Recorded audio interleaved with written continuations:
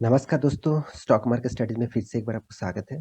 तो आज मैं बात करने वाला हूँ एक दिग्गज फोर व्हीलर बनाने वाला कंपनी मतलब जितने सारे पैसेंजर व्हीकल बनाने वाला एक दिग्गज कंपनी के बारे में, जिसका नाम आप पहले ही देख चुके हैं महिंद्रा एंड महिंद्रा।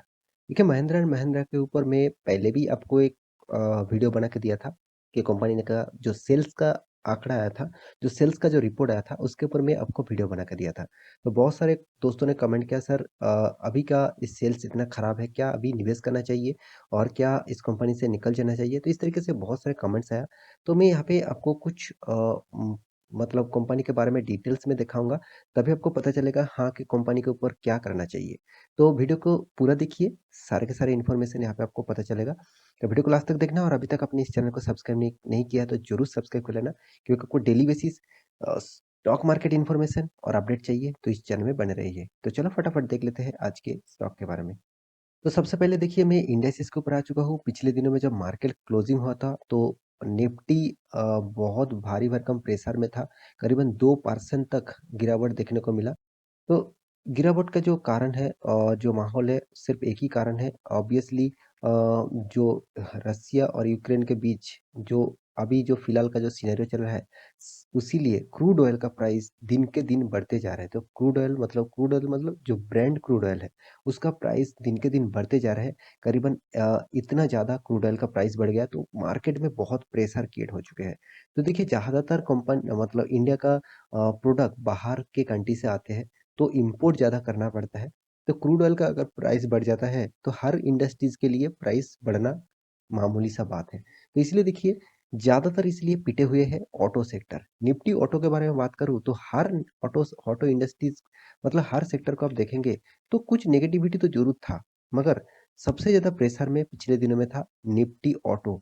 और निफ्टी ऑटो सेक्टर में प्रेशर होने का 2 कारण है। पहले तो सेल्स का रिपोर्ट फ़रवरी मंथ का जो सेल्स का रिपोर्ट आया, वहाँ पे देखा जाए तो कंपनी ह ज़्यादातर कंपनी बहुत ज़्यादा लॉसेस किया। लॉसेस मतलब सेल्स को कम किया है। सिर्फ़ टाटा मोटर्स को छोड़कर बाकी जितने सारे कंपनीज़ हैं, सारे के सारे कंपनी ज़्यादातर यहाँ पे सेल्स को डाउन कर चुके हैं और बहुत बड़ा आंकड़ा डाउन कर चुके हैं।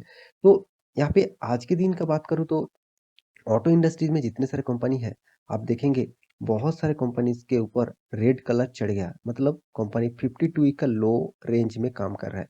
ज़्यादातर देखिए बहुत सारा कंपनी 52 वीक का लो सारे के सारे देखिए थी 350 डेज़ देखेंगे, सॉरी 365 डेज़ देखेंगे मतलब 1 साल के अंदर हर कंपनी के ऊपर आपको लॉसेस देखने को मिलेगा। सिर्फ़ 1-2 गिने-चुने कंपनीज़ के ऊपर ही आपको पॉज़िटिविटी देखने को मिल सकता है।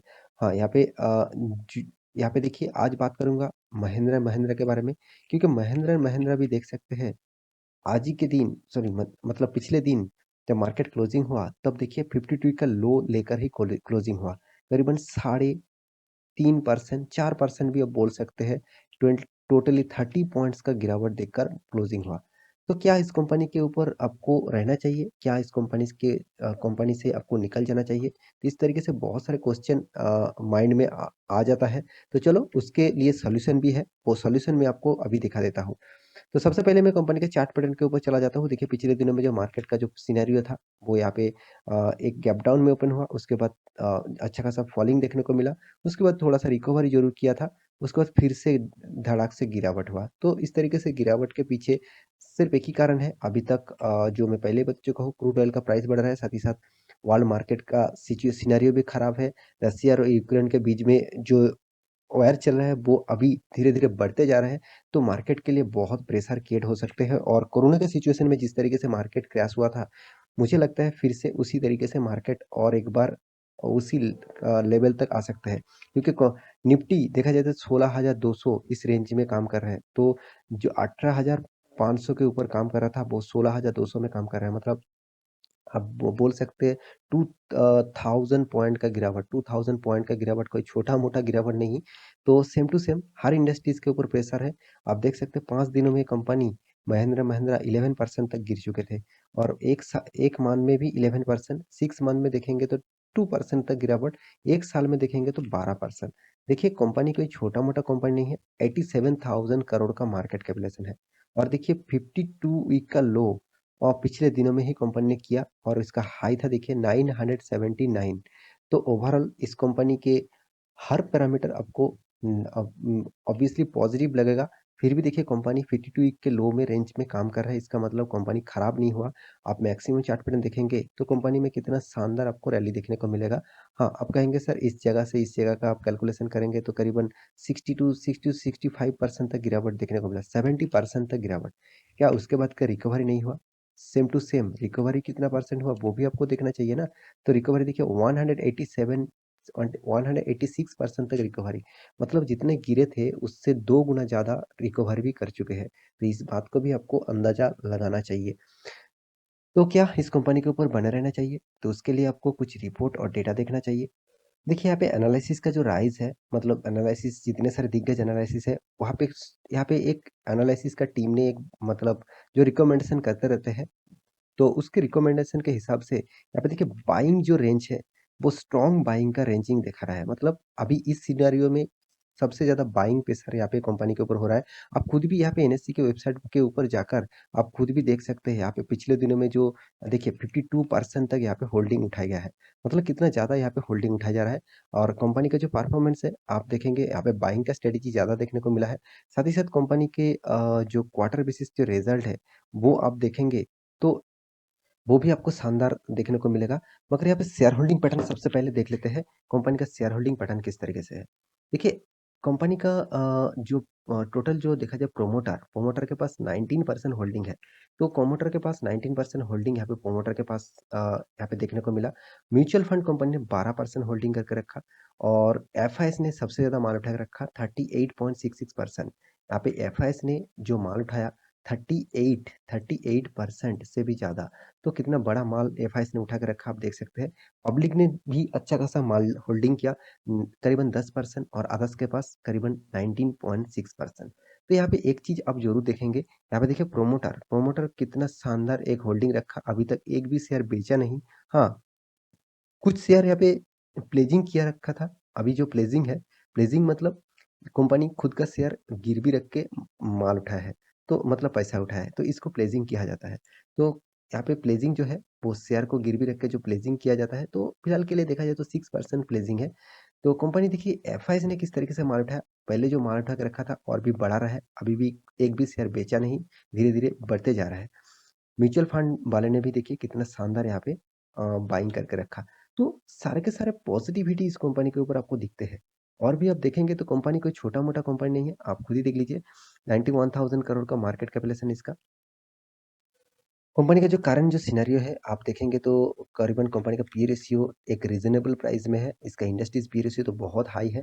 Company return of equity and return of capital employed थोड़ा-सा लो लेवल में ट्रेड कर रहा है, मतलब परफॉर्मेंस कर रहा है।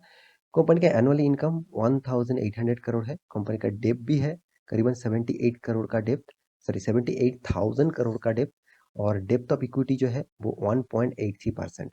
तो कंपनी के पास फ्री जो कैश फ्लो है वो 13,200 करोड़ और ईपीएस मतलब अर्निंग पर शेयर के बारे में बात करूँ तो 43 रुपीज़ कंपनी अर्निंग यहाँ पे कर रहा है। प्रोमोटर के पास होल्डिंग है, 19% होल्डिंग प्रोमोटर के पास है। कंपनी खुद प्लेजिंग करके रखा, 0.06% प्लेजिंग रखा। देखिए ना, कंपनी का प्रोमोटर के हिस्सेदारी के हिसाब से प्लेजिंग भी थोड़ा-सा यहाँ पे देखने को मिला। और यहाँ पे देखिए रिटर्न ऑफ इक्विटी के बारे में बात करूँ तो 4.5% तक रिटर्न ऑफ इक्विटी यहाँ पे आपको देखने को मिलेगा।